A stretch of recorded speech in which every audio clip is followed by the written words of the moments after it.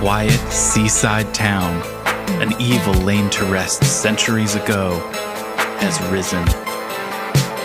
An abandoned fortress deep in the swamp holds a secret that could save the village or destroy it. Now, a band of adventurers sets out to dig up the wounds of the past and bring the light of day to the roots of ruin. This is Tabletop Gold.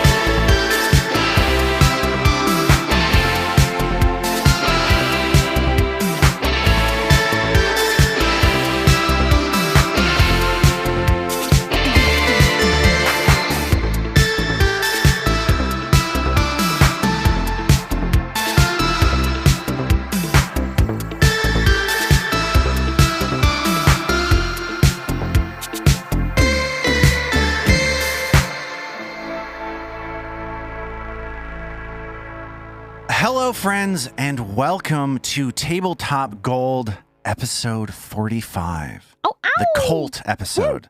Colt 45, a famous malt liquor beverage. The does famous? The job. Is there one more famous? The Colt 46 was out in front of it for a while, but Sure. Well, it's double 23, so obviously it's gonna. Okay. That's Zoe Chernicoff on 23 watch. That's me. Coming Bing, right bing, out of bing, the gate. Armat Humphreys is here as well. Hello. Robin Lange is here. Hello. And David the Tin Man Chernicoff is also here. I think you can probably tell a lot about a person by whether they consider Colt 45 primarily a beverage or primarily a firearm. I agree. That's the line that we draw between people. It's like one of those questions where they're like, There's we two types found of this people in the one world. weird difference, right, between like Democrats and Republicans. You ask this one question, and it's like a 95% predictor of where it is that they like lie on the political spectrum. Yeah. Yeah, I've heard there's only 10 types of people in the world. Those who can read binary and those who can't. I There it is. love that joke. I love that joke. There it is. Really? I have loved You that still joke love for a it? long time. You know, as I've gotten older, maybe some of its charms have worn off, but I do still enjoy it quite a bit. Do you guys know if I said my name? Do you know if I introduced myself? It's never too late. Okay, hi, it's me, Lars. I'm here. We've got what I think could be a really devastating episode of this show. Like, this could be one that winds up being fun in retrospect rather than in the moment. Even though last time you're like, everything's going to be fine, guys. Well, he has to say that then. Yeah, I have to say it then. But now I'm telling the truth. Someone's finally rolling up a cleric. Well, let's see what happens. Let's see what happens. Here come 4 Dompiers. All Dompiers all the time. Yeah. There's just a gang of 4 vampires showing up in Otari to solve all of their problems. Have you guys seen the Korean vampire movie Thirst, incidentally? No, I haven't seen it. What's Oh, the deal it's with the Korean good. vampire movie Thirst? It's a great Korean vampire movie, but one of the fun things about it is like it moves through so many different genres. Like it starts Oh. in what seems to be like sort of the Twilight mode. It's not where it ends. I'm very Oh. excited. That it's Now called I want to go Thirst? watch it. Thirst. Yeah, highly recommend it. It is a long one though. Just What is South FYI. Korea? I mean, South Korea is just winning at culture, I feel like. Yes. I have a WhatsApp chat with 2 of my girlfriends who are just constantly going on about K-dramas that I need to, which ones I need to finally start watching. Well, once you have the report, I'd love to hear more. I want to know what It's- the K dramas of choice are. Well, at they the- have this pretty moment. much watched all of them. So I feel like So they need to tell you what the good ones are. Have they watched First Shop of Coffee Prince? that they all involve princes, I think, and mistaken identities and fake pregnancies. So many fake pregnancies. Well, I feel like you just spoiled a number of things that I might have enjoyed had I seen them. But that one could be Unfold in real. real But you time. won't That know which could one be is a- the fake pregnancy. I struggle these days with subtitles. I'm never just looking at the TV, right? I'm always doing, which is, not a credit to me, but Right. we started, for example, I shouldn't use a plural there, but Love is Blind Japan edition, and I just couldn't pay it. I'd realized that like 15 minutes had gone on with people speaking very kindly to each other in Japanese, but I had no idea who had chemistry or who didn't because I was not paying any attention. So that was karmic retribution for starting it without me. I did watch all of Paradise. Was it Paradise Lost? No, Singles Inferno, which is a Korean dating show. The premise of which is, guys, absurd, and I highly recommend it. Well, what's the premise of it? Well, okay, if you insist. What is this? This is like a Rodney Dangerfield routine we're doing. Like, what happens on the show? I think it starts out as 4 women and 4 men. It's either 4 or 5 on an island that is Inferno, which is to say it only has like a communal bathroom and the dining hall serves a lot of carbohydrates. And they live in tents, but on like very nice inflatable air mattresses. But to get off of Inferno, you and someone of, it's all opposite sex attracted people, you and someone of the opposite sex from you have to select each other. And then you are allowed to go to Paradise, which is just like a bougie airport hotel where you get to spend the night together in the hotel. But all these people want, in my experience of watching the show, is protein. So they're all just so, like, they're all really fit. Every man on it is a fashion entrepreneur. And all they get to the hotel and they're like, it will be so nice to have some protein. I mean, they're so polite and kind to each other in a way American dating shows are not. I really recommend it. It's like a whole cultural excursion.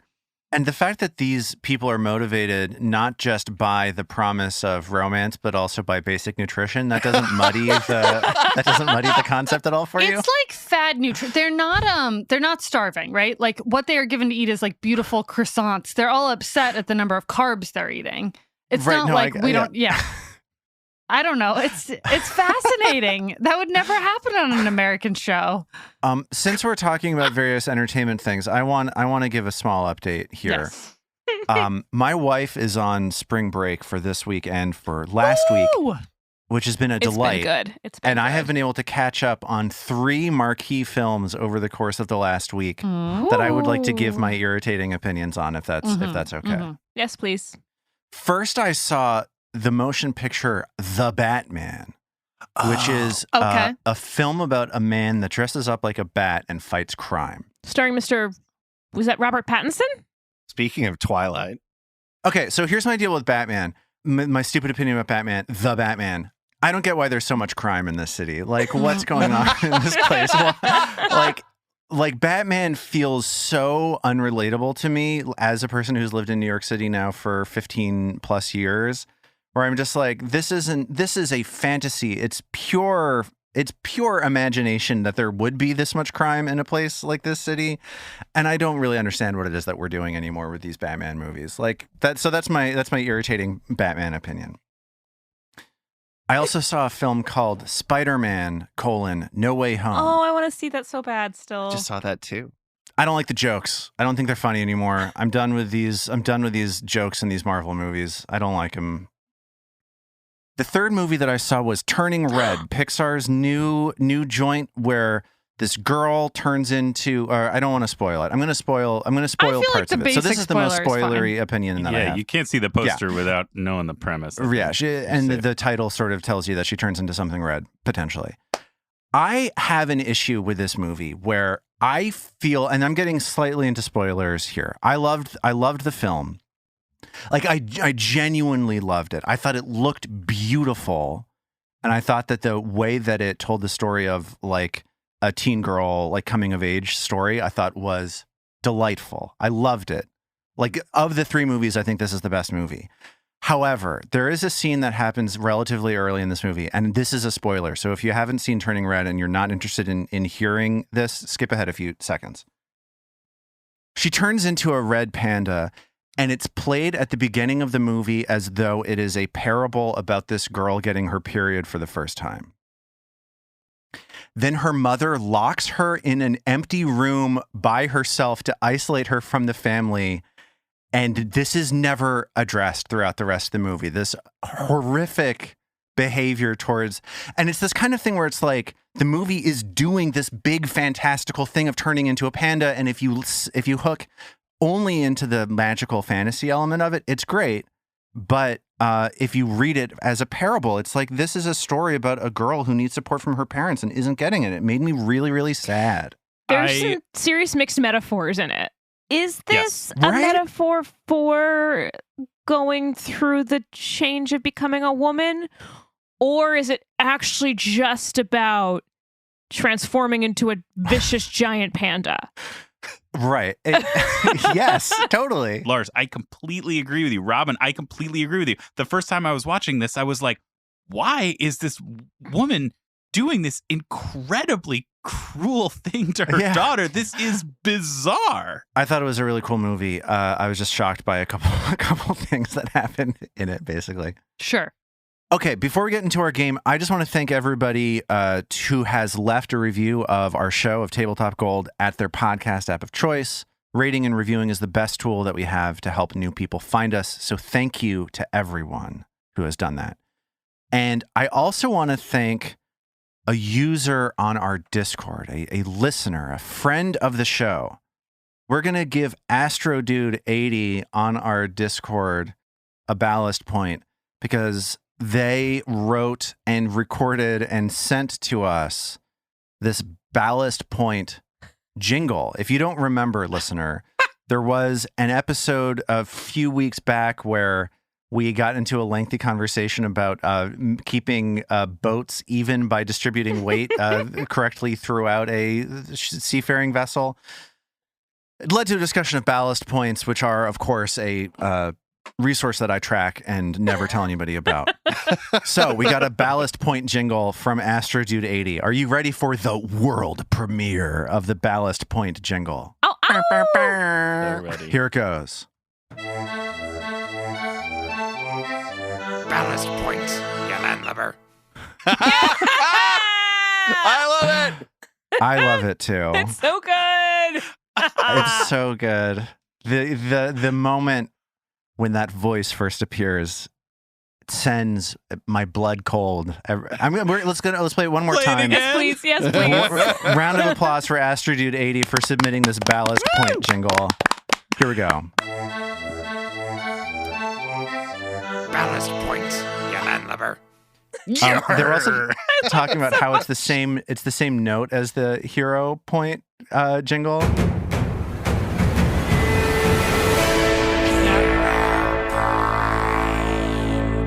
Yes. Ballast points, you landlubber. Oh, I it's so feel like good. we need a sea shanty that we can sing in rounds to this, right? Oh, I agree. I just can't stop thinking about the jingle, the drop. Okay, let's hear it one more time, and then we're going to move on to our game. Ballast points, you landlubber. So there you go. Welcome to Tabletop Gold. Big shout, big shout, Yeah, AstroDude. landlubber. AstroDude80, huge shout out. Loved it. What a nice thing to get from people who are enjoying the show. Tremendous. And with that, let's get into it. Let's play our game. Oh, gross. Oh, gross. Just this thing that we're staring at in this Well, swampy dungeon. yeah. God, we need like something that gets rid of yeast, a yeast infection. Ugh. What? That's what this cave makes me think of, yeast infections. Oh, okay. Okay, so this upcoming encounter is to yeast infections, as turning red is to. Periods? And we're destigmatizing. Well, now I'm trying to think of other places we've been. I don't think we're gonna do as thoughtful and responsible a job capturing that particular metaphor with what's going to happen. In Is this So ghoul- you're encounter. saying is this may ghoul not make the fever more edit. Okay, chlamydia, all right. or is it syphilis? No, you want to get rid of yeast infections, Lars. You don't want them. Yeah. Does anyone have the monostat spell? Level 7 monostat. Yeah. Monostat Right, 7. Monostat Duration exactly. 7 days. I mean, actually, Monostat 3 is even stronger, so. Can spontaneous casters use monostat? Norman's gonna trick magical monostat. Okay. Oh boy, I can't. I have so much. A hidden None of it's a hidden door within Belcora Harovex's underground library has led you outside of the walls of the ancient fortress and into a vast natural cavern with a small pond. When Norman sent a ghost-like magical hand to investigate the pond, it was swallowed whole by a dark figure covered with dozens of strange, muttering mouths. And that's where we're going to pick up. There are a few things I want to talk to you about before we get into this encounter. First off, I'm disgusted by all of you for your puerile senses of humor. Shame, number one. Number one, shame on you. Yeah. This is serious. We need to pay bell. attention. God damn it. Just when you thought you might be able to cut it out, you can't. Oh, no. There's no way to cut this out. This is what we've been talking about, it feels like, for the last 90 minutes. How am I going to cut this out? We got to cut it out. You wish it would go away, but it's just a little itch. Eventually starts just burning. Well, let's see what happens in this encounter and see if this holds true. See if this metaphor holds true. Yeah. Okay, so here's what we're going to pick up. There are a couple things I want to say. Norman has just used a mage hand to investigate the area around the swamp. Mage hand, of all of the spells in this game, is like very much on the like GM fiat end of things. Like most spells and abilities in Pathfinder 2nd Edition have very clear mechanical benefits, so it's kind of on me to rule exactly what it is that the party is going to get for Norman extending this magical hand and revealing this this creature. And here's what I think we're going to do. One, I think it's totally reasonable for Norman to roll stealth, even though he was just casting a spell. The way that Zoe narrated the situation, it sounded like Norman was hanging tight behind stuff, floating this hand over, so Norman's going to be able to roll stealth, no problem. Two, the party could have walked face first into this pool of water with this monster in it and been caught completely off guard by it. But this mage hand revealed it with the party at a distance.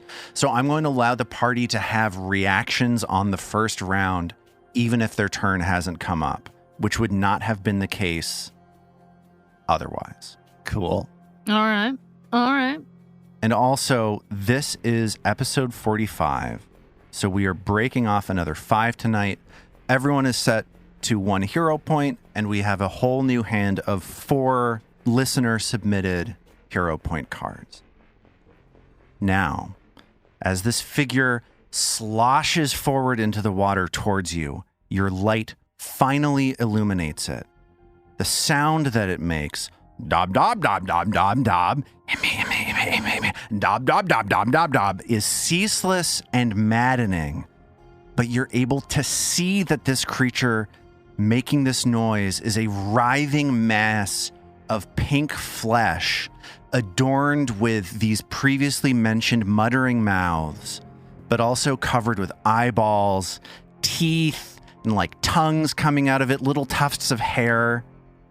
And this large lump of oozing flesh moves toward you uncannily as the unnerving sound from its mouths grows louder and louder. Yeah. Roll for initiative.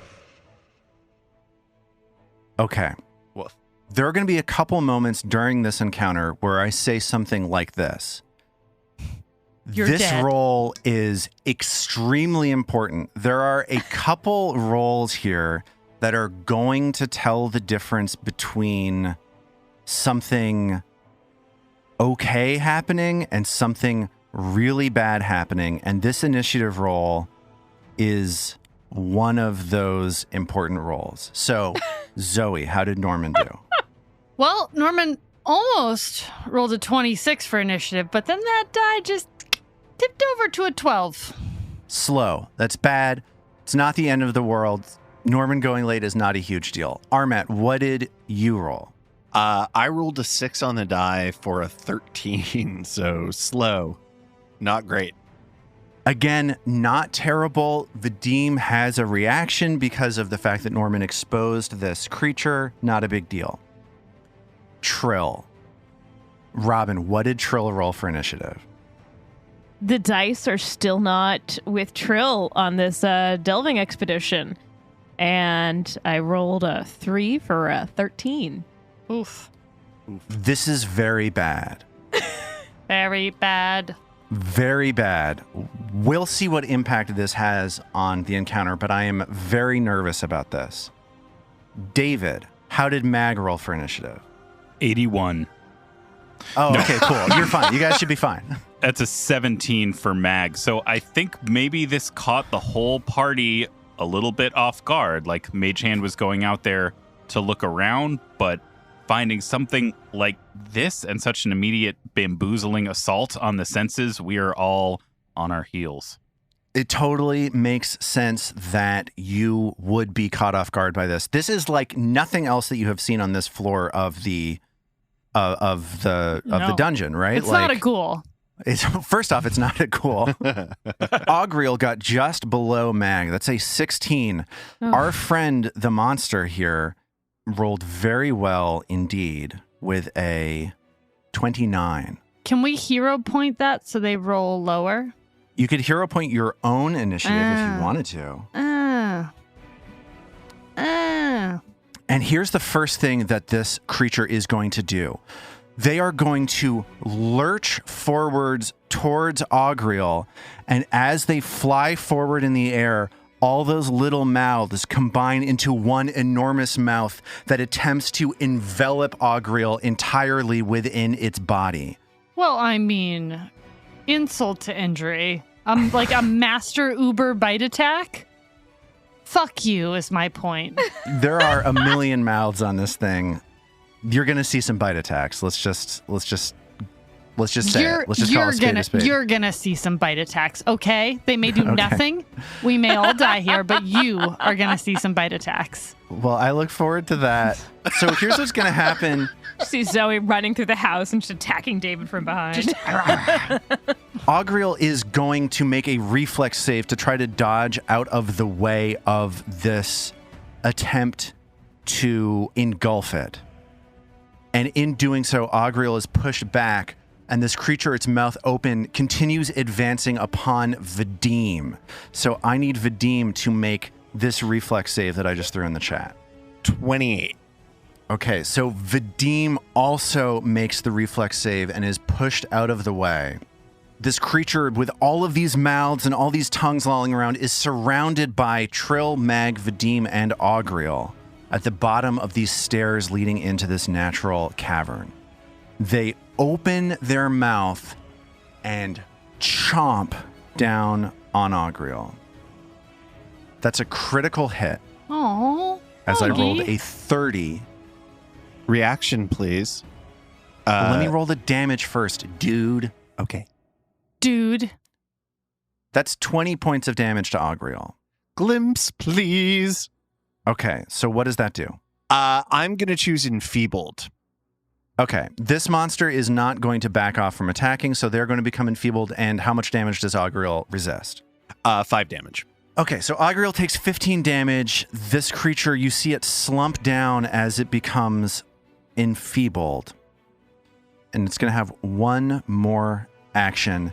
It is going to use that action. Wait, didn't it just bite like 3 times? How many things does this? It's messed up.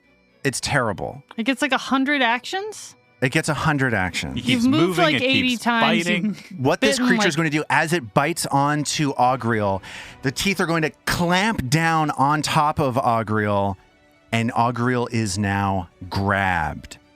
At the beginning of Mag's turn, the sound of nom nom nom nom nom nom nom nom nom nom nom nom is just getting to be too much, and I need Mag to make a will save. This is one of those rolls that I was saying earlier is an extremely important roll that will tell us how things go. So let's see what happens as Mag tries to resist the effect of this sound in her mind. Hey, Lars, I think Trill actually has a reaction that I've never used before. I've on. never used, Trill has never used counter performance before. That's something I took ages when I first created her. And there's never been any sort of auditory or visual will save that I've needed to use it for. And this seems like, as you said, a really important time to use it. What does it do? Because the trigger says you or an ally within 60 feet rolls a saving roll against an auditory or visual effect. And hey, Mag's my ally. Check. I believe it. So I spend a focus point, and I would, as a reaction, roll a performance check. And then I use the better result between the performance check and the saving throw, right? So we would both roll, and we'd use whichever one is better. Yeah, and there's something I want to say about counter performance. This thing is written as though it is applying to a save that a lot of your allies are doing at the same time. I think that this is an oversight in the rules. I think it's a little vaguely written. It says that your performance protects you and your allies. This saving throw that Mag is making right now is triggered by the beginning of her turn. Yeah. So I'm going to say that as long as you don't have another composition cantrip going or another composition spell going, this roll that you make in your performance check will apply for a full round until your next turn. Oh, cool. But that would mean you'd have to not start courage, right? Yeah, but it could help. So Yeah, I would say that courage would cut this off. Yeah. It's a different song. Yes. But we could also have Trill delay. Yeah. This is more of an use Trill's thing for all of us to. So performance check. Trill rolled a 24, thanks to the help of her lute. So Trill starts rocking out with a death metal chord on her lute to overpower the sound of this awful, yeasty, hairy monster. Now, at the beginning of her turn, when Mag makes this will save, she can choose between what she rolled and this performance check, which was a 24 from Trill. What did Mag roll? Mag's will save was a 16, so she will certainly go with Trill's performance check. This is such a good move and so directly counters a number of horrifying things that would have happened had this not gone this way. Woo-woo! So I know I've been doing this a lot lately, but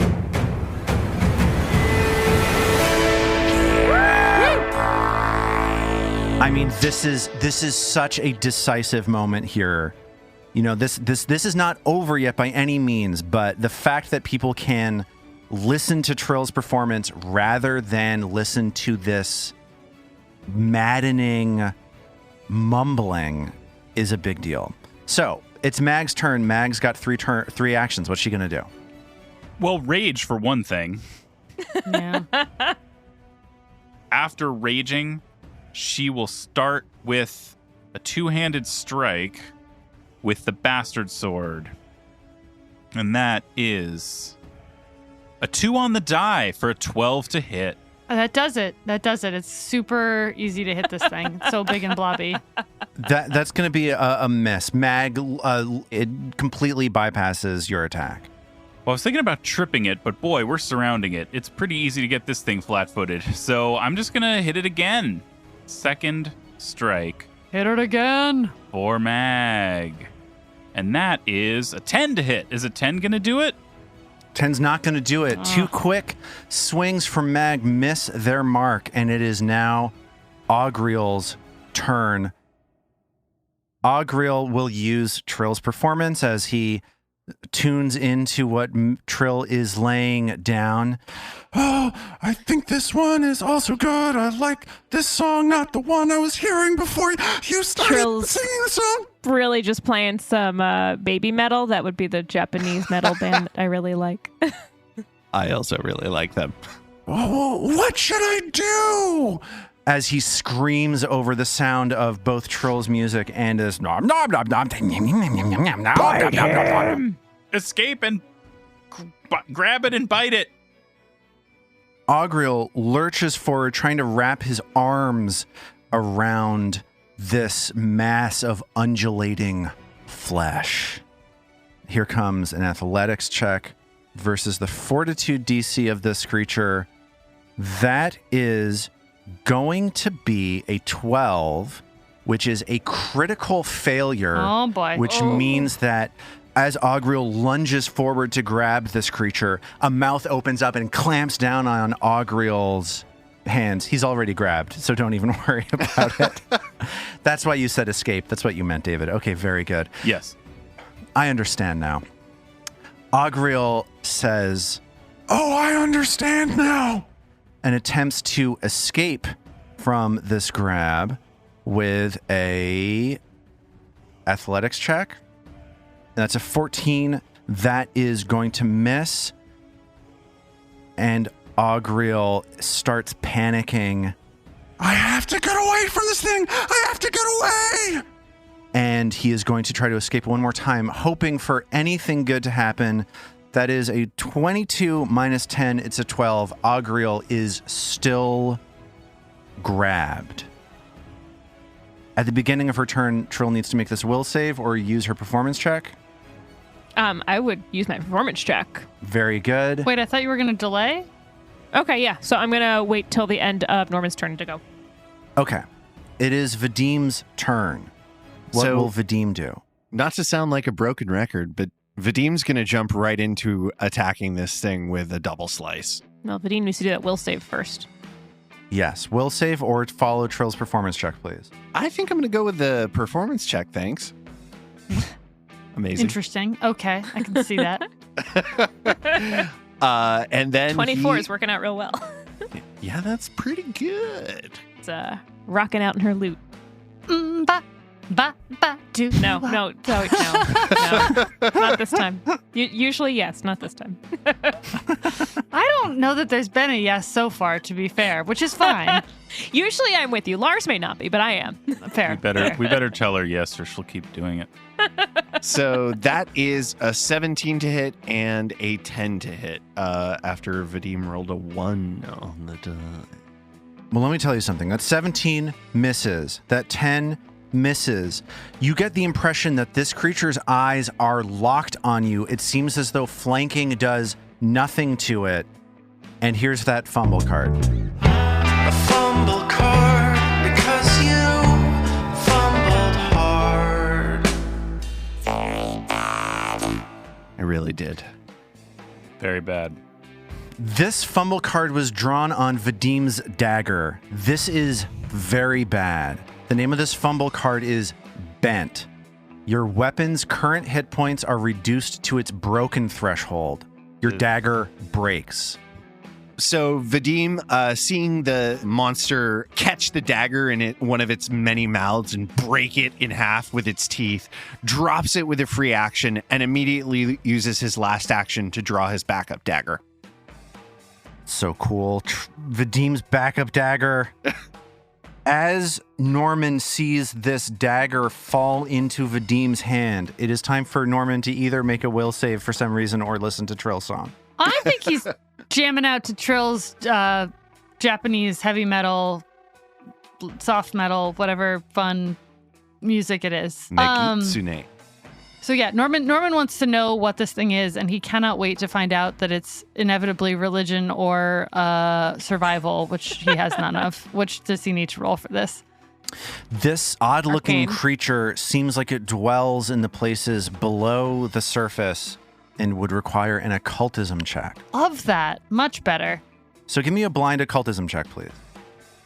Okay. So Norman, as he hears Trill's loud music and hears just the sound of this horrible noise underneath it, What a recognizes that this creature is called a Gibbering Mouther. Oh, it seems fitting. You've seen its main thing that it does, which is it rushes forward and tries to engulf creatures inside of it. So that sort of leaves for me a question of what sort of information it is that you would like. You can ask for weaknesses, other abilities that it has, what its worst save is, that kind of thing. Just let me know what you want to know. I mean, I think we're interested in like weaknesses and maybe saves, Okay. right? Yeah. I'll give you saves for an additional recall knowledge at a slightly higher DC. Weaknesses, this thing is weak to bludgeoning damage. All right.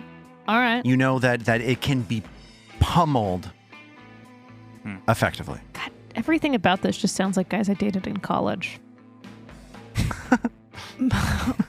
Interesting. I'm tempted to ask some questions, but here we are in the heat of battle. Gibbering and pummelable, just like a high school boyfriend. Easily bludgeoned. So, Norman goes, we gotta just whack it with flat stuff. You want to bludgeon it? And he goes to TKP this thing for 24. And what are you sending at it? This is kind of like a rocky cavern. I feel like he's like hurling some rocks at it to bludgeon it. So a large rock thuds down on top of this thing as it continues. I hate that sound. And that is 11 points of damage. Crunch. More of like I feel like it's like a wet. But yeah, that seems like a bigger hit than you would have expected with that bludgeoning damage. Norman always expects as big a hit as he gets. Please. And as this rock flies over her head, it is now Trill's turn. Oh, yeah. So there's still some more to be learned, right? About this guy. Potentially, sure. And I don't need to do another will save. You don't need to do a will save. Everybody passed this will save, which means that they are immune for the next minute. Great. Which is huge. Great. Yeah, that is big. Wow. So now Trill's going to change That could her have tune. been so bad, by the way. It could have been so bad. It could have been so bad. David, how would you have felt about rolling critically on Trill and killing her on your first turn? How would that have made you feel? Wait, I would have killed Trill? Yeah, this thing It would have is confused me. Confuses people and makes them lash out at random targets. Ah. It could have been so, I know I'm repeating myself, bad. You could have killed. Oh, Matt could have killed Trill. Listen, I don't like to traffic in hypotheticals, but I do think I probably wouldn't have liked that. Oh, that would have been so bad. Okay, so what is Trill doing on her turn? Trill is changing her tune to begin with. Okay. And Trill's gonna move from Japanese death metal to early 2000s Brit rock and start singing I Believe Everything Called Love and do her Inspire Courage and Lingering Composition. And Lingering Composition was a 19. And that succeeds, meaning that your next composition cantrip goes 3 rounds. So then everyone's going to get Inspire Courage for 3 rounds. Thank you, Trill. And you notice that Ogriel isn't singing and feeling happy as he just looks at this thing and screams, "Get it off of me! Get it off of me!" I can't do anything to get it off of you. I'm not so good at that.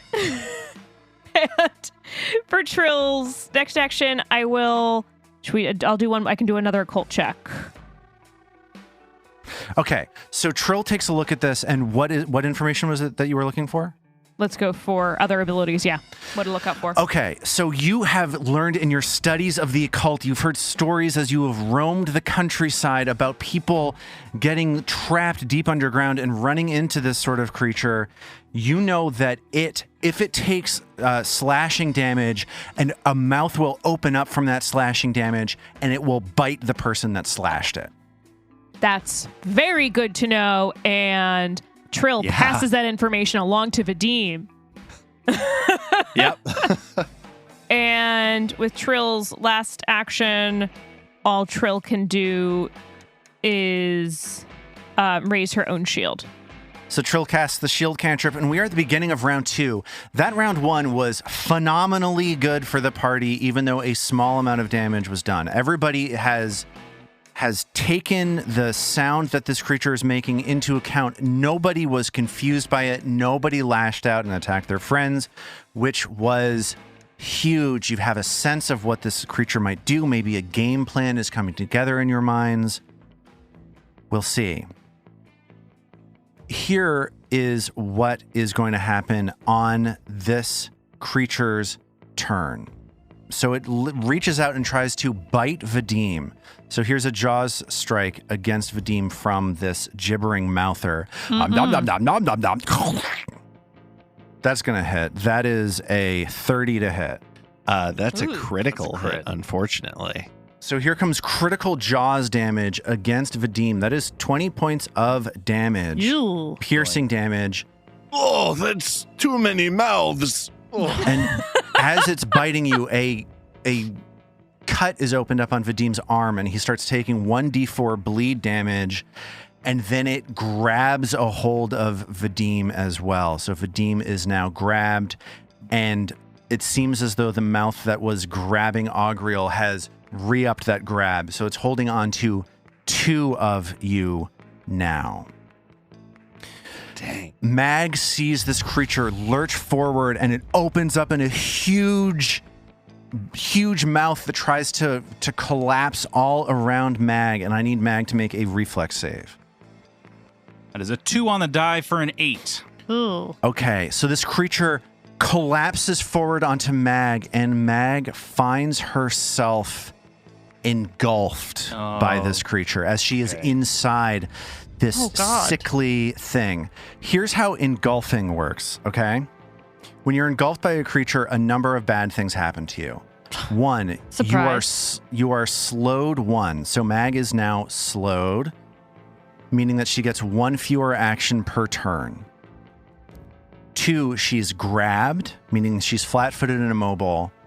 3, she takes damage when she is first engulfed, and at the end of her turn if she's still engulfed. That damage is, as all of these teeth bite into her, is 13 points of damage. I think maybe we want to glimpse that. Glimpse, please. Yes. In addition to being slowed and grabbed, Mag needs to start holding her breath or start suffocating. She has enough air for a number of rounds equal to 5 plus her con modifier. Her con is great. So she has 8 rounds of air in her lungs. If you attack or cast spells on your turn, that number of rounds at the end of your turn will go down by 2 rather than 1. When you run out of breath, you start suffocating. That can instantly kill you. That's bad. Don't let that happen. There are a couple of good pieces of news here, though.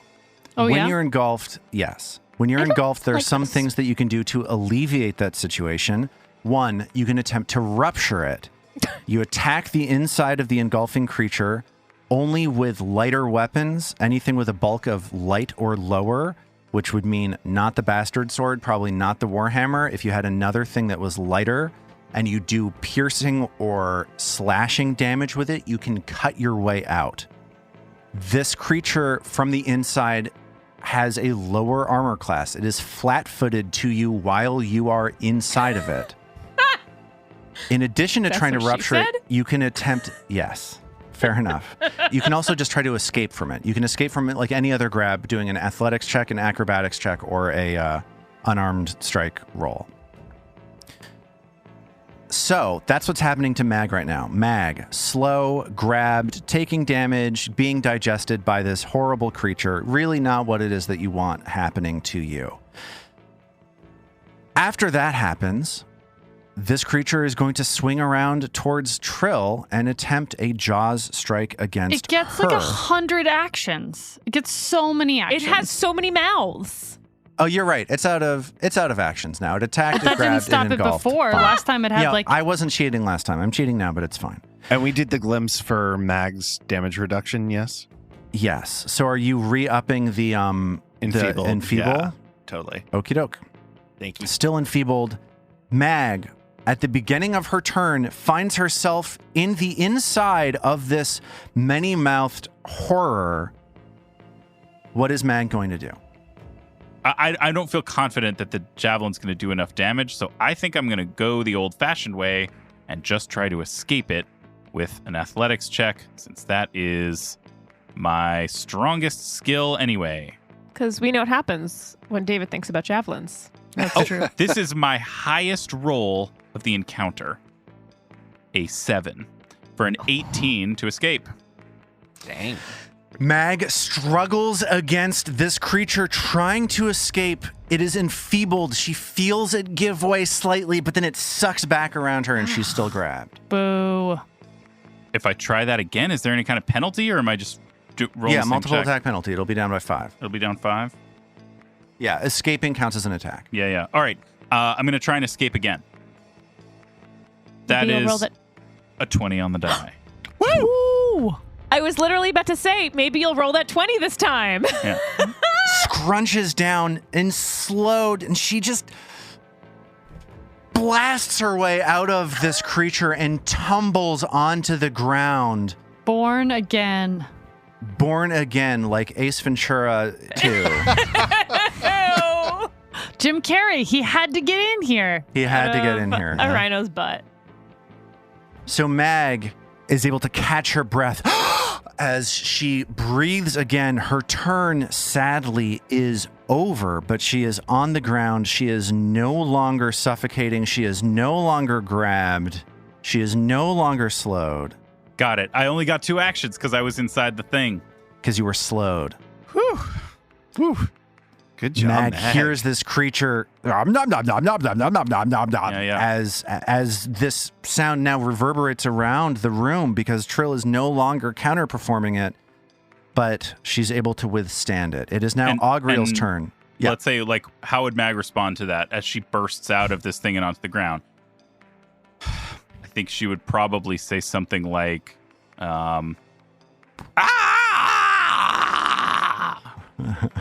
Checks. Love it. Every time. Every time. So Augriel, as he is grabbed, brings his claw down and slashes at this creature to try to escape from it. And only because it is enfeebled by Vadim's magic does that 21 succeed. Augriel cuts himself loose. Why don't you try to see how you like it? And he reaches out both of his hands and tries to grab a hold of him of this creature. Oh, no. Like he's wrestling a pig. And here comes an athletics check versus fortitude. That is not going to work, but is luckily not a critical failure. That is a 20 to grab, -5, 15. It actually is a critical failure. Augriel is grabbed once more. Not Augie's fight. Augie Gascali. Augriel turns to you and says, I don't know what to do. What do I do? Bite him! Bite him! and he opens up with a big -10 to bite. Here we go. That is an 18 to hit, which is going to miss. Oh.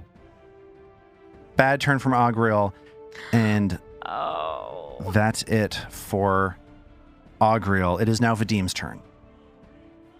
And as Vadim makes ready, Mag rolls over from the ground so that her back, where her extra weapons are strapped, is now facing Vadim.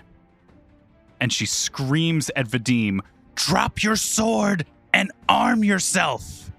offering him either a hammer or a flail to use. Vadim nods and says, "I can't use either of those," and moves to pierce the monster. So he's going to make stabbing attacks. Those are both, I think, strength-based, which is not his... We don't want Vadim doing that. You can't even... You're too string bean to pick him up and use him? He's very tall, but very skinny. He's all dex, baby. So he's going to go with a double slice, but this time using the versatile properties of his daggers and vigilance to stab at the Gibbering Mouther. A double poke. Give it that old poke. Oh, you're kidding me. Well, Vadim critically failed with vigilance yet again. That's another 1 on the die. Because you fumbled hard. No big deal, Very bad guys. indeed. Not a big problem. This is vibration. If you're using a bludgeoning weapon, you drop that weapon and become enfeebled 2 until healed. It is a good thing that Vadim did not grab those weapons from Mag's back. Pick up As the Aldori dueling sword starts shaking around, no big deal. No harm, no foul. How about your second roll? The Dagger Strike was a 21. That hits. as Vadim lunges forward with the second dagger and stabs forward. Oh, finally. Get like 1,000,000 points of damage if you could. Oh, don't That'd be worry. great. I rolled the absolute lowest on my attack die too for a total of 3 damage. Okay, So okay. just a little poke in the eye, and this creature goes as it is poked in one of its myriad eyes by Vadim. And Vadim has one more action left. Can Vadim use this action to try and give someone a benefit on their attack roll to aid Yes, you them? can use prepare to aid use them? an action to prepare to aid. You could, and if you wanted to, you could aid with an attack. You can aid with a skill check. You just need to tell me who you're trying to aid, what you're doing to aid them, and let's work it out. Cool. I think Vadim will shout to Norman and be like, Norman, for your next attack, I'll try and distract him. And he prepares to start hammering on the sides of the Gibbering Mouther to distract it. Basically, he's not strong enough to do any damage with this, but it's to Cool. get it. So he's going to do an attack roll to aid Mag's attack roll. No, Norman. Cool. Norman's. What? To aid Norman's attack roll. Got it. Yeah. So with that, at the end of his turn, Vadim is going to take 2 points of bleed damage as this blood continues trickling from him, and I need that recovery check to get rid of that bleed. 4. So Vadim continues bleeding, and as Norman sees Vadim set up to assist in this attack, it is Norman's turn. So Norman is going to shout, "No one bites my friends! Let go of him!" Meaning Augie Guscully. And he comes barreling around the corner. Can he get past this thing, or just can To he do that, sneak you need to make an acrobatics check to try to tumble through it. Will that be a second action, or that's all part of my move? That'll be all part of that move. Norman doesn't do enough tumbling. Let's see how it goes. That is a 14. How's that going to do on our tumble? So Norman tries to tumble past this Gibbering Mouther, fails and is knocked backwards, and Norman is going to be knocked behind Mag. All right. Well, I feel like I got to get an attack in because Vadim is helping. So from where he is, he's just going to do another bludgeoning TKP. Okay, let's get that as aid check from Vadim first. 23. 23 succeeds, meaning that Norman is going to get a +1 to his attack roll as Vadim starts distracting and poking at this aberrant creature. That's a goddamn 20 on the die for 29. You gotta draw. Nice. Nice. Very good. Lars doesn't like here's- it, or it's going to be bad Lars for looks us. so upset. Here's the No, crit it's card. bad for us. Oh no. Okay, here it is. Collapsed lung as you knock the wind out of it. Normal damage until healed. The target is enfeebled 2 and fatigued. And of course, we all know that what fatigued does is it's another debuff. You potentially do want this. Fatigue gives you a penalty to armor class and saving throws. It'll make this thing easier to hit. All right. That sounds good. I don't know. I feel like it's the spirit of the game to take it. I don't love it, but I'll take it. So it's enfeebled and fatigued now as you roll normal damage. Of course, it's weak to bludgeoning damage, so let's see what that damage roll is. So irritating. That's 11 damage again. That's what Norman does to this thing. He hits at 11. Goes to 11. So another big hit as another rock squishes into this creature and it starts looking fatigued. Now it's permanently enfeebled until it's healed. If one of you wants to heal it, you can clear that if you'd like to. Otherwise, Oh, that smart. frees. Yeah. And Norman's that going to treat wounds. Okay, smart. That frees Vadim up to potentially to stupefy it instead, which could make its will saves even worse. Who knows? Let's see what's going to happen on Trill's turn. Oh, I have another question about it. We don't recognize the language it's speaking. I meant to ask this before. Is it a So language? who was it that identified this as a Gibbering Mouther? I did. Norman did. Okay, so Norman knows that these things are rumored to speak Aklo, but there are also stories of scholars who have worked night and day trying to just transcribe its odd mutterings. And they were all driven insane. Nobody has ever actually been able to understand what it is that this thing is saying. Like, everybody who tries to do it gets hurt. It's like the crazy cat lady on The Simpsons. Like, we know she speaks It's English. exactly like that. But nothing and it actually makes sense. Trill seeing this guy start to get a little bit beat up, and she's racing through her brain trying to think of anything else that she can do with her lute out, and she starts playing a more discordant hymn on her lute that has a slightly haunting sound to it, and attempts to deafen it with her haunting hymn. And it needs to pass a DC 19 fortitude. This thing looks pretty sturdy. That is a 33 on the roll. So we know its fortitude saves are good, so that was not useful. So it takes no damage, Okay. basically. No damage. So that did nada. Critical success. That was really not useful. I should have just done TKP. Shoot. Well, but you got to try haunting him out, which was cool. Yeah. Was it though? Was it? So for my next action, Ogriel just liked it. It pepped going Ogriel to up. keep raising her. She's going to raise her shield again because Okay. she's scared of these mouths. So Trill's shield pops up as this thing starts to move into action. The four of you and Ogriel are all positioned on the shore of this pond. You are attempting to beat this thing down. It is weakened.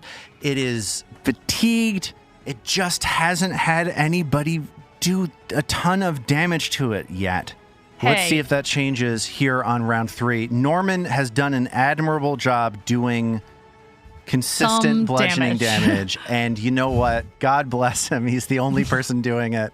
I think it's great. I hope Norman manages to just knock this thing all the way out. It's going to be great. One 11-point damage roll at a time. That's right. We're going to be here for a while, folks. It is this Gibbering Mouther's turn, and it is going to once more lunge forward to try to engulf people. I need Mag as it lunges towards Mag to make another reflex save. Good lord. A reflex save from Mag is a 1 on the die. Oh. Mag sees this thing open up and try to clamp down her as she is completely ensheathed inside of this one more time. The smell is horrible. We all know how this goes. Mag is grabbed, slowed, and holding her breath. 8 rounds of breath left in her enormous body. It reaches towards Norman and tries to bite him. That's going to hit. That is a 31. That's a critical hit. 2 glimpse, 31s in a row? please. So that is 30 that. points of damage to Norman. Oh my god. Glimpse, glimpse. Glimpse, please. Glimpsed down to 25 points of damage. And what are you doing to this creature? I'm going to stupefy it. Okay. This creature is now weak. It's stupid. It's also biting onto Norman and is making Norman now grabbed as it re-ups the grab on Vadim and Ogriel. Norman also starts taking 1d4 bleed damage. Mag, you are inside the Mouther. What will you do? Well, look, I'm accustomed to it. You know, the first time it happened, it felt like a really big change. And now I've been in, I've been out, You've been everywhere, know, man. I'm Set back in some again. knickknacks up, you know? Like pictures Yeah. of Mag's family. Exactly. Mag A is rug. relieved because she left something behind last time. She dropped her Rolodex. She carries an old-fashioned Rolodex, which is how she stays in touch with all of her professional contacts. And when she burst out of it in the first place onto the floor, she was very concerned about not being able to get in touch with anyone with Vandy when she got back to town. All right. Mag is going to attempt an athletics check to once again, with any luck, escape. That is a 3 on the die for a 14. Is that going to work? Mag struggles but gets nowhere. Weird. As she tries to escape. All right. With Mag's second action, she will try it again. So far, I think my rolls in this combat have been 120 and then like 9 rolls under 7. Not getting much help from the big damage dealer, and that's a 1 on the die. So that's not going to do it either. Does a 7 escape, Lars? A 7 does not escape. Mag feels her breath start to leave her body as she is now down to 7 rounds of breath remaining. I guess it's actually 6 rounds because she made an attack. That's escaping as an attack. Yeah. Yeah. Pretty bad stuff happening for everybody. I hope everyone's having a great time. I think this is good. We're all enjoying it. I think everyone's really enjoying fighting against this disgusting pile of mouths.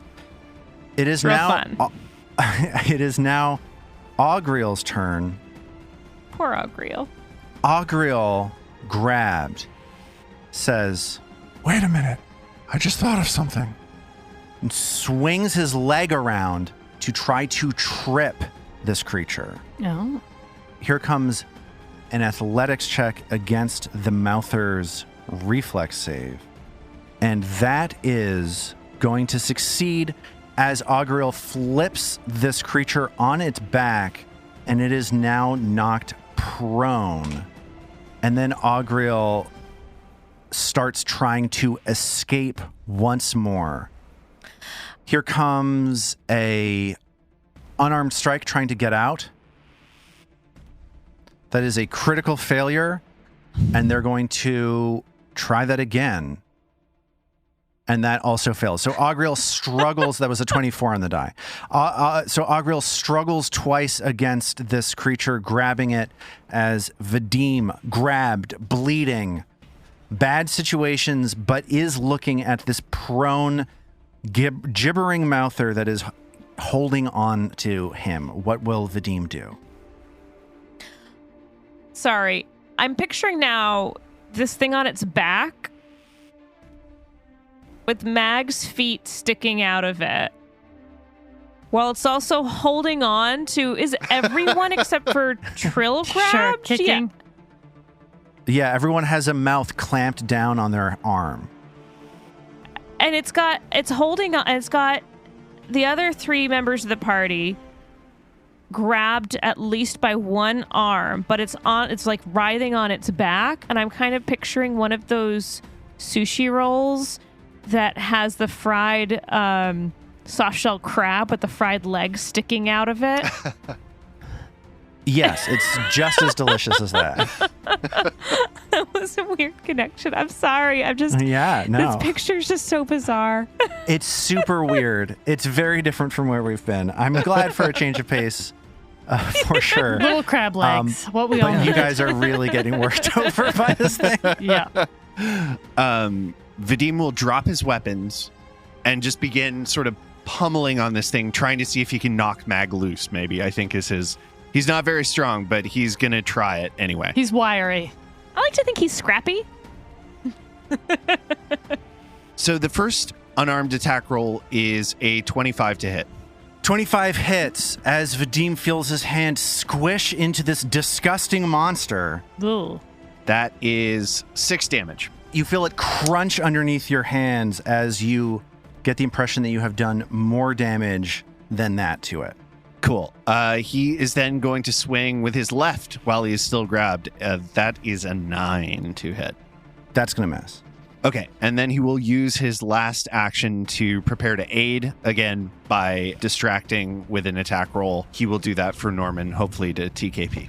Okay, Vadim, at the end of his turn, is going to take 3 more points of bleed damage, and let's get that recovery check as Vadim tries to stop the bleeding. 3. I can't buy a goddamn roll today. Same. Nobody These can, dice are Nobody except can. for me. Awful. Actually, I haven't rolled really that well either. So 31. Norman, 31s. yeah, that's true. A couple 31s, a couple critical hits.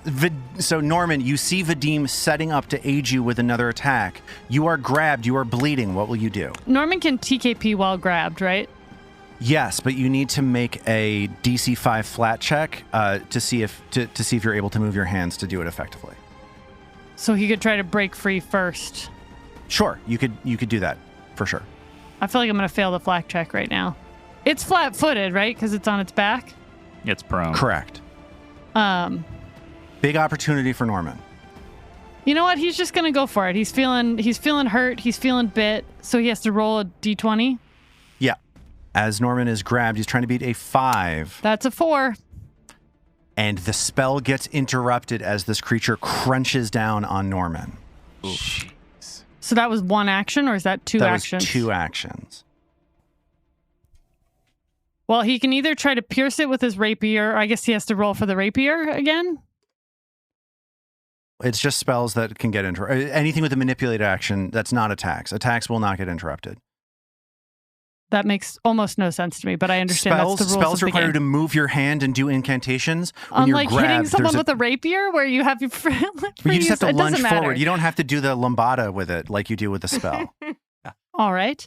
You have to do a little shimming, a little shaking to cast a spell.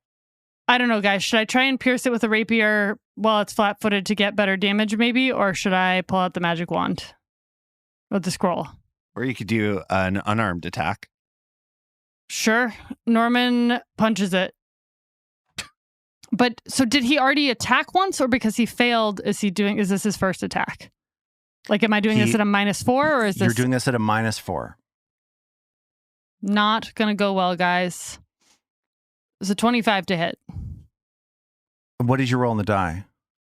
I rolled a 20 on the die. Yay! That's good. Obviously. Yay! Hooray. You gotta try. Nice. Okay, Here we go. Critical card coming out for Norman. This is a bludgeoning strike. Crumpling blow. The target is knocked prone. gosh. No harm, no foul. But you Wait. do roll your critical damage. Okay. So, that damage that you just rolled, what was it?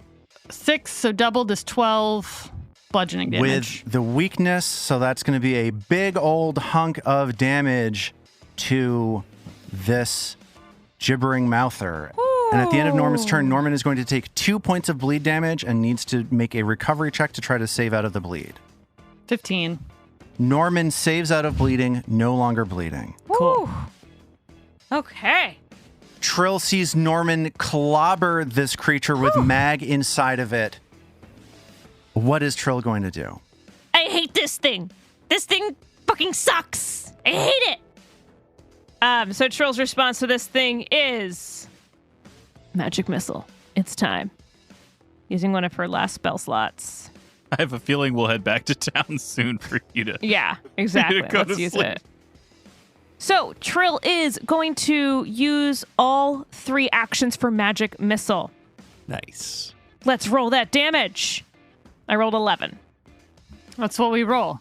As Mag feels just these little pinpricks thud, thud, thud, thud, thud, all around her as she is inside of this creature, and these force darts slam into the Mouther. Okay. I'm trying. we're getting Doing there. what we can. One 11-point roll at a time. Right? Another 11. As Trill's magic missiles fly towards this creature, it's the top of round 4. This creature, this Gibbering Mouther, is on its back, writhing around uncomfortably, trying to flip over. It has its mouth clamped onto Augriel, onto Vadim, onto Norman, and also, oh right, Mag is inside of it, being digested. I should have done damage to Mag last turn. I should have done 3d8 piercing damage to Mag last round. There you go, 17 previously applied points of damage to Mag as I remember what's going on. And it is on its turn going to stand up to no longer be prone. And then it is going to look at Trill and attempt to bite her. The moment I don't have my shield raised. She's had the shield up the entire time except for this turn. What I'm holding in my hands right now is a prismatic glass D20 that I purchased from a very fancy online retailer that sells very fancy dice. If they wanted me to say the name of their company, they could have given us money. I call this die the Eye of Hoot. Oh. I think this is a pivotal roll, and I'm going to use the Eye of Hoot to see if Trill gets bitten. The devil's coming. Does a 33 hit Trill? I would call that critical, probably. Trill is critically hit, 18 points of piercing damage as these teeth clamp down on her. Glimpse, please. 13 points of piercing damage as this creature again becomes stupefied. Trill is now grabbed, and this creature is out of things to do. It's grabbed all of you. It's won the fight as far as it's concerned. So, what it's going to do is look around with all of its many eyes and try to see if it wants to attack Trill, Norman, Vadim, or Augriel. That's Norman. Norman sees one of these little mouths on this creature. Go. Just spit at Norman with a 12 to hit. That's a miss. Norman dodges out of the way of this bit of acidic spittle that flies over his shoulder, and it is now Mag's turn. We are back in the heart of things, which is to say, inside this Literally gibbering mouther. in near its heart. Mag, David, what are you going to do? Well, I'd like to be able to participate, so I will roll an athletics check to, I guess, could I make an unarmed strike to escape this thing? Could I punch my way out? Yeah. You can make an unarmed strike, but it's going to be an escape attempt, not like a strike. So I won't get damage from it. Right. Athletics it is. That is a 17 to escape. That's going to not work. Mag struggles against this thing and is still inside of it. All right, let's do it again. For her sixth straight action, Mag rolls, and this will be with the multiple attack penalty, a 23 to escape. All right. 23 works. Mag is once more barfed out onto the ground. Yay, wet Mag! and reborn. Does she have a Born Rolodex? again. As she again is now no longer slowed, is no longer grabbed, and more importantly, does not take 3d8 piercing damage at the end of her turn. Which is great, and she emerges holding the Otari equivalent of a Rolodex, which let's say is some very, very wet papers and a piece of wood that's partially dissolved by stomach acid. And this time she rolls her back the other way and screams at Augriel, "Take the hammer and hit it!" Listen, you're the only one with a strength build here. Nobody can do anything with your dumb hammer. You're a giant Morlock. Can't you hit it? No, I'm a normal-sized Morlock. I'm just very fast. What about your feet? Are your feet of normal size? Very quick finesse attacks, all of them. They're all finesse attacks. Well, punch it a lot. Okay, thank you. Would you like me to trip it again? Oh, sure, yes, and then punch it a bunch. So Augriel spins around, pirouetting, attempting to trip. That's going to be a 15. That's not going to get it done. They're going to attempt one more time. That is a terrible roll. That is a 7. Augriel is going to respond by just attempting to escape now. They're just trying to get a 20 to get out of this thing's grab.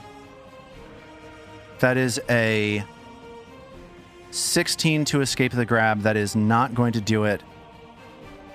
It is now Vadim's turn. What will Vadim do to end this combat against the Gibbering Mouther? So Vadim is just going to launch into a salvo of unarmed attacks, kicks, knees, elbows, strikes, whatever he can deliver while the mouth has him grabbed. That's his third critical failure. Oh my god. Fumble card because you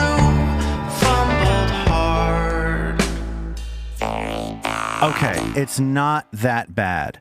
You bang, Very lunge, bad. yes, very bad, not that bad. You lunge forward, clanging your head against the wall behind this Gibbering Mouther. Oh, who put that there? Head meet wall is the name of this fumble card. You are now stunned 1, meaning that you need to spend an action to clear the stun condition. Okay, so I spend an action to do that, and then I will make a second unarmed attack with hopefully a better die roll. Can't be worse. Look at it that way. That is very true. A 15 to hit, which I'm assuming misses.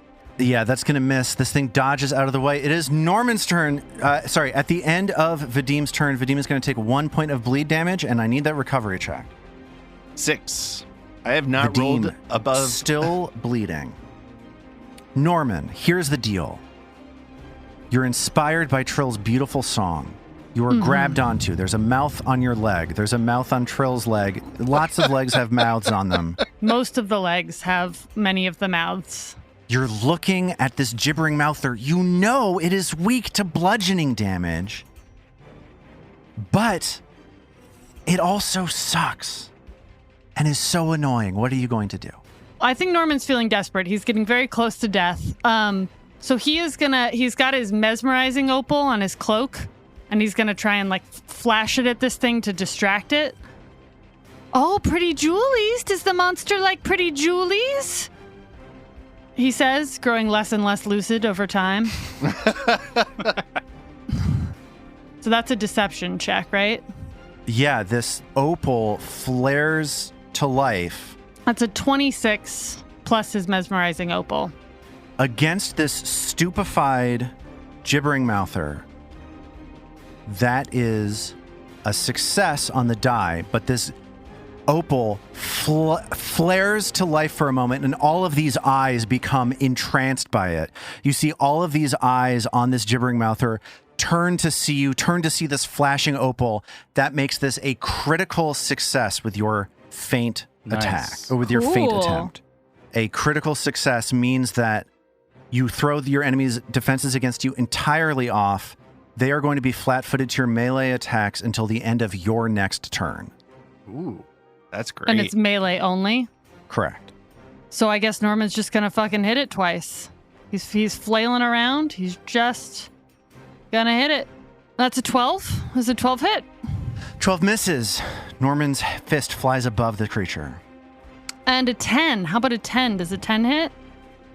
A 10 does not hit. Oh, that's it. That's all. That's all. We got it good and dazzled to do nothing. As Norman punches twice, it is now Trill's turn. At the beginning of Trill's turn, Inspiring Courage wears off. So What will Trill do? Trill is grabbed. Correct. So Trill can do an acrobatics check to get out of it. Her time in the circus pays off. And that's a 12. This thing continues to grab onto you, even though you flip around and try to get your way out of it. Ugh. Being grabbed, that affects my spell casting, doesn't it? Anything that has a somatic component you need to make a flat check to make sure that you can do it. Inspire Courage is just verbal. It has no such. Okay, there's no somatic, issue. but to do TKP. Yeah. Right, so I'm going to try and get away first then. So I'll do one more acrobatics. So that's at -5. So that's a 16. Yeah, this thing continues holding on to you. Oh, that's a shame because that was a really good roll too. Without that -5, it would have done it. Oh, it would have been 21 otherwise. Okay, so then with Trill's final action, she's just gonna say, "Okay, guys, come on, someone try and get us out of here." And she's grabbed, but with her nose and a couple fingers that are still free, she plays a couple chords of a thing called love on her lute and gives everyone one round of Inspire Courage. It's the top of round 5, and this situation has now changed slightly. Because this creature is holding on to so many of you, it is not able to lunge forward to attempt to engulf Mag this turn, because moving forward to do so would break its hold at least on Norman, and it's not interested in doing that at all. No. So it's the top of round 5 as Trill's inspiring words echo through the room, met, of course, by ob dob dob dob dob dob dob dob, and the Gibbering Mouther focuses its eyes on Mag and attempts to bite her. That is a 28 to hit. That is very, very nearly, but just barely avoids being a crit. That is a success. So Mag feels this creature chomp into her arm for 16 points of damage, regular damage, and she starts bleeding and she becomes grabbed. Any chance of a glimpse? Actually, Vadim is not going to glimpse that because Vadim needs to save it for Norman. Okay. And Mag is just injured, so...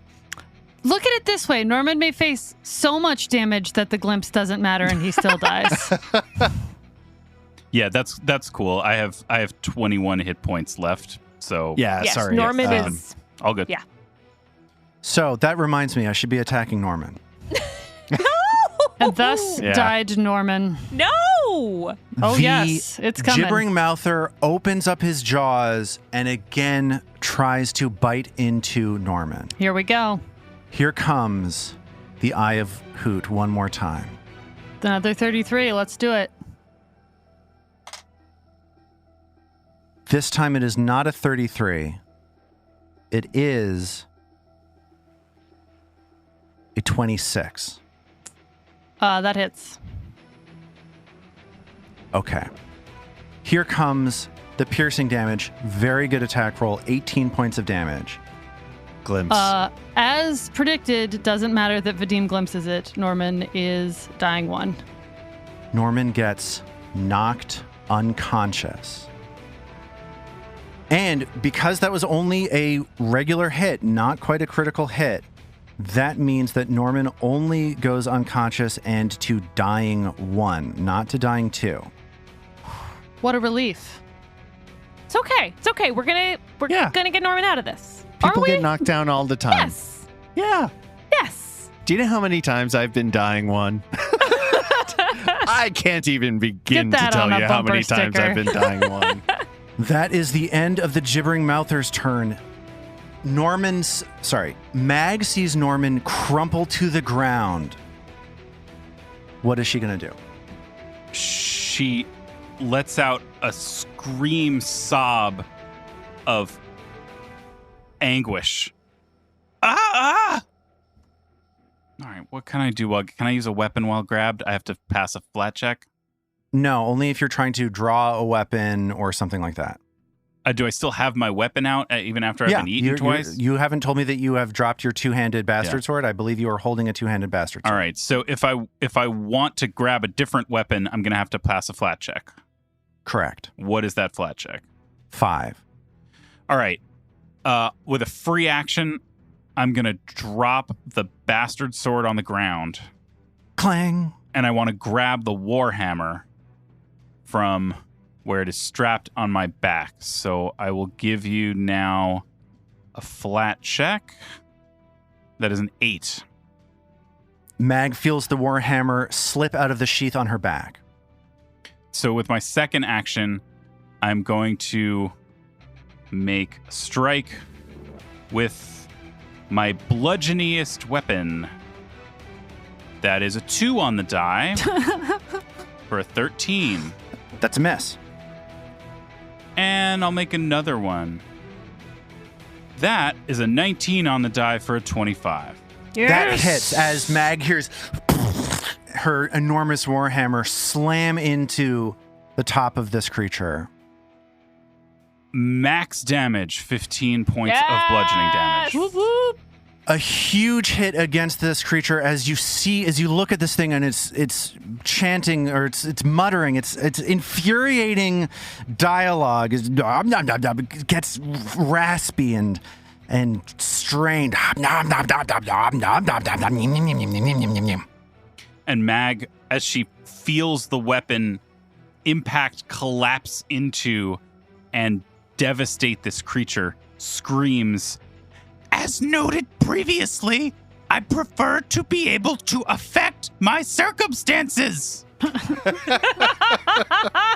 And as that rings through the hallway, Mag is going to take 1 point of damage, and I need a recovery check. All right, here is that recovery check. That is a 12. So Mag is going to continue bleeding as Ogriel locks its wide, opaque eyes onto this creature and attempts to trip it once more. That is going to be a 21 on its trip attempt, which is just enough to flip this creature once more onto its back. Sorry, I need to make a flat check on Dazzled. I pass. Ogriel opens up his jaws and tries to bite the Gibbering Mouther, giving it a taste of its own medicine. That is a 21, which is going to hit because of this creature being fatigued and because it's flat-footed. So here comes piercing damage. Big damage roll. That is 15 points of damage. And I need to make that flat check for Dazzled one more time. And that fails. Ogriel is blinded by the light in front of you and does not get that damage off. Nope. At which point, Ogriel just desperately makes a third attack, a third jaw strike, and comes up empty with a 13. It is now Vadim's turn. Vadim, Norman is knocked out in front of you. Everybody is being held onto by this creature. It is a disaster. What is Vadim going to do to finish the fight? First things first, Vadim lays on hands for Norman. So that should restore 12 hit points to Norman.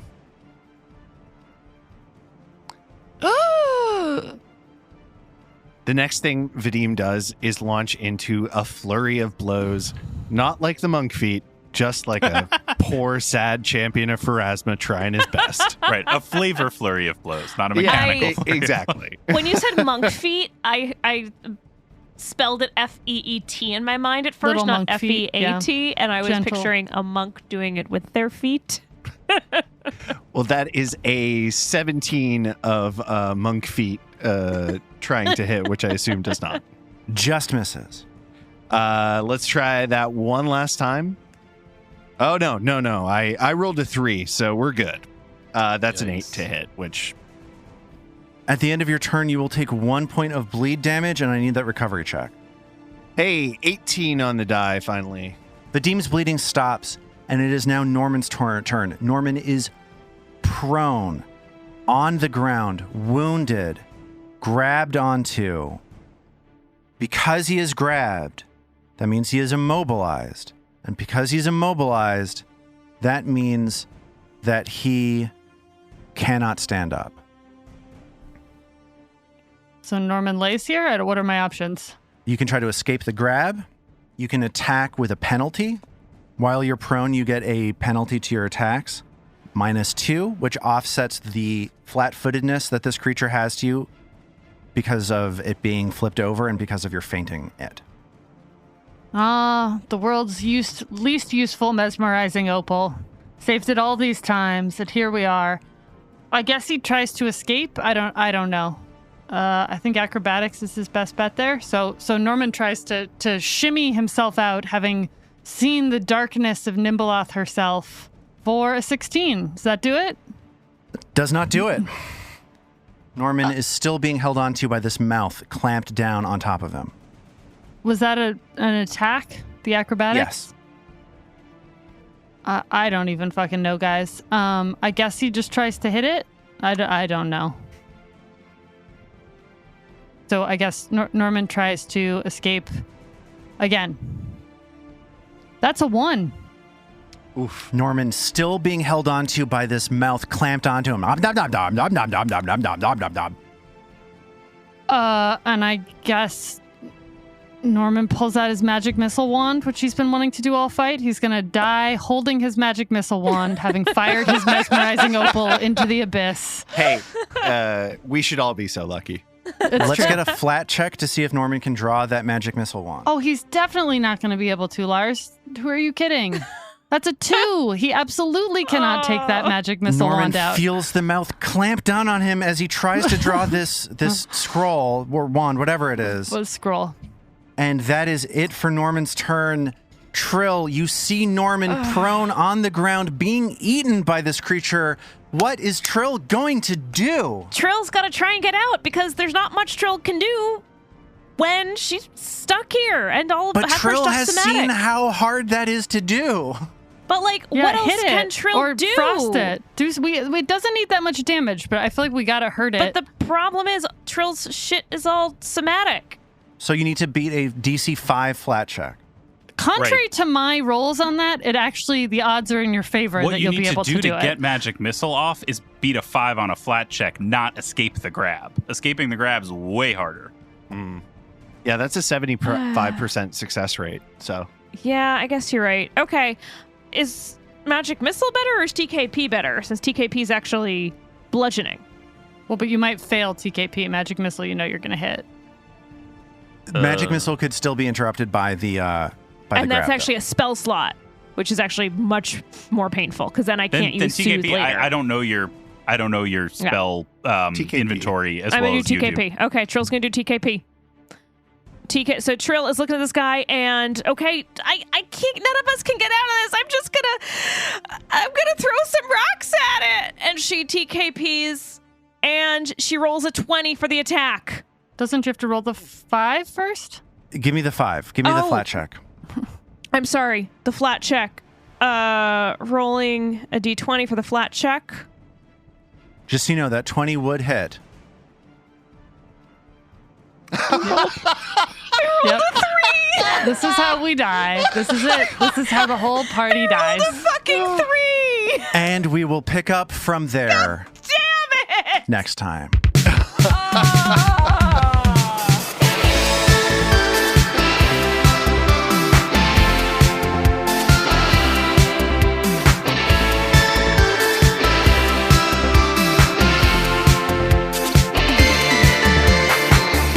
The Roots of Ruin is a Tabletop Gold production, produced under the Paizo Incorporated Community Use Policy. The Roots of Ruin uses trademarks and/or copyrights owned by Paizo Inc., used under Paizo's Community Use Policy.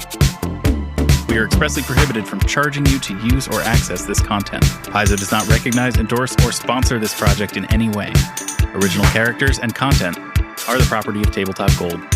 For more information about Paizo Inc. and Paizo products, visit paizo.com.